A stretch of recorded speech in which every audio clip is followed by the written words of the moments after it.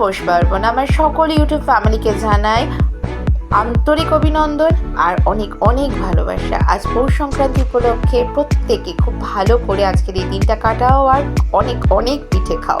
তো আজকে তোমাদের সামনে নিয়ে চলে এসেছি আমি দুধ পুলির রেসিপি। খুব সাধারণভাবে হয় কিন্তু দারুণ টেস্ট হয়। দুধ পুলির জন্য প্রথমেই লাগছে দুধ। তো আমি এখানে 4 লিটার আমুল তাজা নিয়ে নিয়েছি। প্যাকেটটা ভালো করে ধুয়ে তারপরে একটা হাঁড়ির মধ্যে আমি দুধগুলোকে কেটে রেখে দিয়েছি।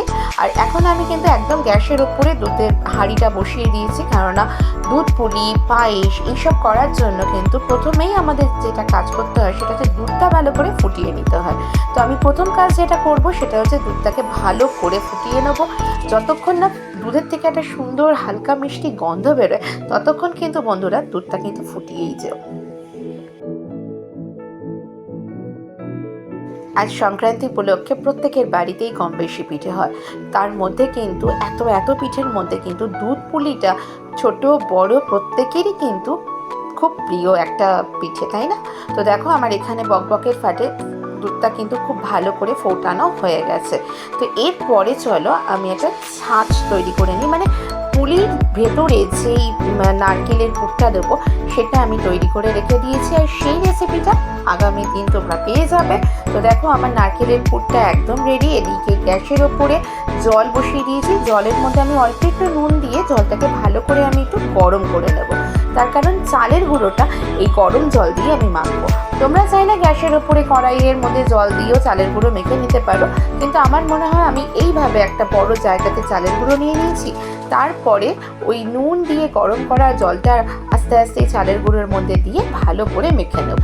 যেভাবে ময়দা মাখে ঠিক সেইভাবে একদম মুলায়ম করে আমরা এই ময়দাটা মেখে নেব।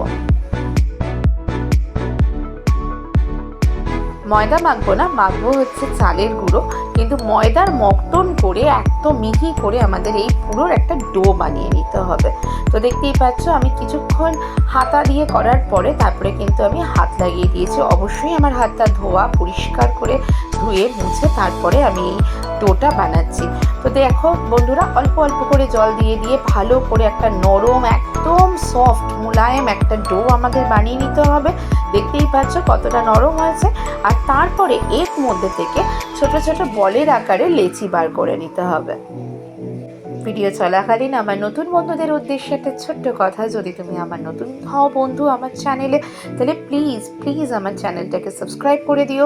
পাশে থাকা বেল নোটিফিকেশনটাকে অন করে রেখো, তাহলে রোজের যে কোনো ভিডিও বা রেসিপি সেগুলো তোমাদের কাছে সবার আগে চলে যাবে। আর তুমি কোথা থেকে দেখছো সেটা প্লিজ একটা ছোট কমেন্ট করে জানিও। তোমাদের একটা ছোট কমেন্ট একটা লাইক আমাকে এগিয়ে যেতে অনেক অনেক সাহায্য করে।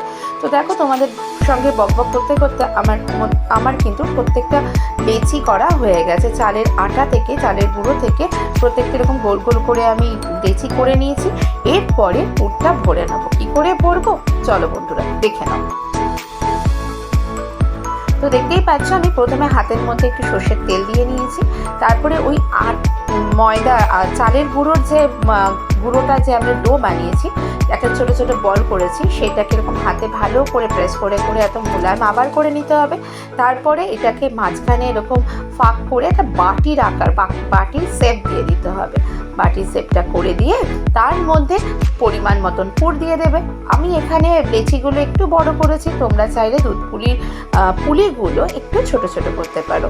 সময়ের জন্য বা ভালো লাগার জন্য আমি একটু বড় বড় করেছি, কিন্তু ছোট ছোটও কিন্তু খুব সুন্দর লাগে। স্বাদ একই হয়, দেখতে একটু অন্যরকম লাগে, আর একবারই একটা স্পুন দিয়ে পুরো বাইরে চলে যায়, তাই না? তো চলো এইভাবে কিন্তু আমরা সবকটা পুলি গড়ে নেবো। দেখতে পাচ্ছ প্রথমে লেচিটাকে হাতে ভালো করে সর্ষের তেল হাতে মাখিয়ে লেচিটাকে নিয়ে তারপরে একটা বাটির আকার করে নিতে হবে। মাঝখানটা একটু গোল করে নিয়ে তার মধ্যে নারকেলের পুরটা দিয়ে দেবো। নারকেলের পুর দিয়ে চারিদিকে কভার করে ঠিক এইভাবে আমরা পুলিটা গড়ে নেবো। কি বন্ধুরা খুব কঠিন লাগলো কি? তো যেই বন্ধুরা নতুন পিঠে করার জন্য আমার রেসিপিটা দেখছো তাদের জন্য বলবো দেখলে হবে না, একবার রেসিপিটা ট্রাই করো, দেখো খুব সহজভাবে করে নিতে পারবে। তো এইভাবে আমি প্রত্যেকটা পুলিগুলো আগে চলো গড়ে নিই। তো গড়ে নিয়ে চলে আসছি, দেখতে থাকো।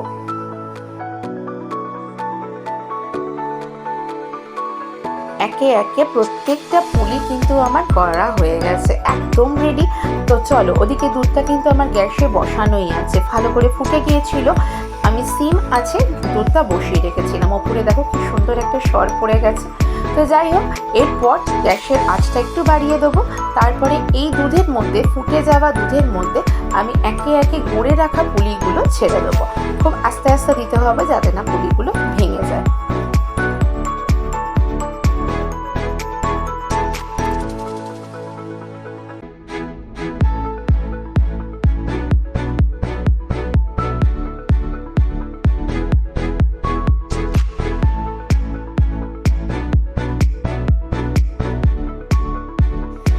পুলিগুলো দিয়ে হালকা হাতে কিন্তু আমাদের এই দুধের নিচ থেকে ওপরে এটা ওপর নিচ করতে হবে, নাহলে পুলিগুলো কিন্তু নিচে লেগে যেতে পারে। তো দেখতে পাচ্ছ আমি কিন্তু একদম সিম আঁচেই দিয়ে রেখেছি যাতে ওই পুলিগুলো সেদ্ধ হয়। তারপরে যখন আমি দেখলাম যে পুলিগুলো একটু সেদ্ধ হয়ে গেছে, তখন স্বাদ মতন গুড় দিয়ে দিলাম। তোমরা গুড় চিনি একসঙ্গেও দিতে পারো, আমি গুড়ই দিলাম। যে যেমন মিষ্টি খাও সে অনুযায়ী এখানে মিষ্টিটা ইউজ করতে পারো। পিঠে পুলি কিন্তু একটু মিষ্টি মিষ্টিই ভালো লাগে, কিন্তু তাও অনেকে আছে একটু হালকা মিষ্টি খায়, অনেকে আছে একটু বেশি মিষ্টি খায়। তো সেই অনুযায়ী নিজেরা চিনিটা দিয়ে নিও। তো আমি দেখো এখানে আমার পরিমাণ মতন গুড় দিয়ে দিলাম, পাটালি গুড় দিয়ে দিলাম। এবারে আবার হালকা হাতে আমি নাড়াবো যাতে না পুলিগুলো ভেঙে যায়। আমার যেহেতু পরিমাণটা একটু বেশি, তাই আমার একটু হাতা দিয়ে নাড়াতে অসুবিধা হচ্ছে। তো দেখতেই পাচ্ছ আমার কিন্তু দুধটা খুব ভালো ঘন হয়ে গেছে। আর যেহেতু পুলিগুলো দেওয়া হয়েছে, সেজন্য দেখবে যখন নামানোর আগে দেখবে আরও বেশি একটু গাঢ় হয়ে গেছে।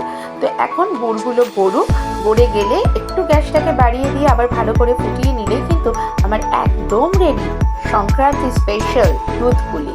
কি বন্ধুরা, কেমন লাগছে বলো তো দেখতে? দেখতেও যেমন, খেতেও ততটাই সুন্দর। তো আজ সংক্রান্তির দিনে প্রত্যেকের বাড়িতে কিন্তু পিঠে পুলি হয়। তো আমি চাই আমার বন্ধুরা এইভাবে, আমি যেভাবে করেছি সেভাবে তোমাদের সামনে তুলে ধরলাম। তোমরাও আশা করি এইভাবেই করো। তো তোমরা এইভাবে বাড়িতে করে নাও দুধ পুলি, অসম্ভব সুন্দর খেতে হয়। আর নতুন যারা প্রথম ঘরগিন্নি হয়েছো, তারা এইভাবে দুধ পুলি ট্রাই করো, খুব সহজভাবে, খুব টেস্টি হয়। তো দেখো আমার একদম হয়ে গেছে, আমি আর গাঢ় করবো না, কারণ ঠান্ডা হয়ে গেলে কিন্তু এটা আরোটা বসে যাবে। তো তারপরে আমি গ্যাসটাকে অফ করে দেবো। আর নাবানোর আগে অবশ্যই একটুখানি ছোট এলাচ গুঁড়ো এর উপরে দিয়ে দেবো। ব্যাস, তাহলেই একদম রেডি। দেখো একদম বাটিতে সার্ভ করে দিয়েছি, অসম্ভব সুন্দর খেতে হয়েছিল, থিকনেসটাও ঠিক হয়েছিল। তো বন্ধুরা, আজকের আমার এই রেসিপিটা কেমন লাগলো অবশ্যই একটা কমেন্ট করে জানিও। আর নিজেরাও ট্রাই করো, বন্ধু বান্ধব আত্মীয় স্বজনের সঙ্গে পারলে আমার এই রেসিপিটা শেয়ার করে দিও, একটুখানি অনুরোধ রইল। আজ খুব ভালো করে কাটিও, শুভ সংক্রান্তি, সকলে ভালো থেকো। আজকের মতন বিদায় নিচ্ছি, টাটা।